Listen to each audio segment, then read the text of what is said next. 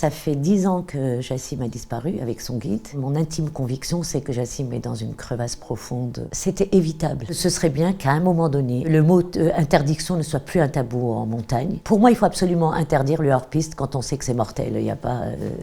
Jassim était en vacances pour une randonnée dans la vallée d'Aoste, chez un guide, et il se trouve qu'autour d'un dîner, ils se sont dit allez, on va peut-être faire le Mont Blanc à Jassim. Les conditions météorologiques étaient catastrophiques. Ils étaient seuls au refuge, c'est dire la météo combien elle était mauvaise. Et Jassim envoie un message, il se trouve que ça a été son dernier message. Il y a une éclaircie, dans 8 heures je serai l'homme le plus haut d'Europe. Ça fait 10 ans que Jassim a disparu avec son guide. On ne sait toujours pas ce qui s'est passé en fait à ce jour puisqu'on ne les a pas retrouvés. Donc la question reste ouverte et dramatiquement ouverte. Moi, mon intime conviction, c'est que Jassim est dans une crevasse profonde dans le glacier Mortel qui est très connu sur la voie normale italienne. Ce qui a été le plus dur, c'est peut-être... Bon, d'abord, il y a l'horreur de la situation et il y a le fait que je trouvais que c'était bête, voilà.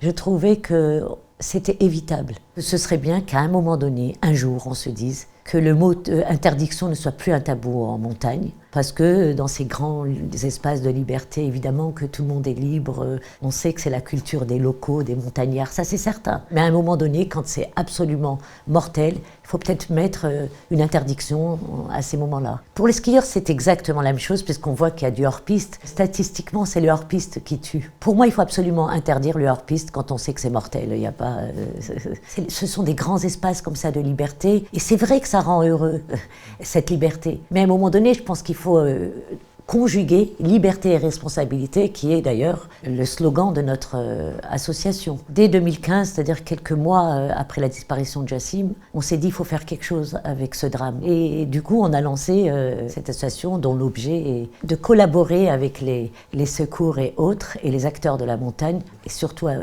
sensibiliser la jeunesse. Ça a été un point de départ très important pour nous parce que Jassim avait 16 ans. Non seulement j'ai l'espoir que la disparition de Jassim sert à sauver des vies, mais elle a déjà sauvé des vies. L'association Jassim, ça c'est du concret, a financé un projet tout à fait en haut du Mont Blanc, un système de sirènes et de lumière, d'alarme, enfin voilà, d'alerte si une personne est complètement perdue.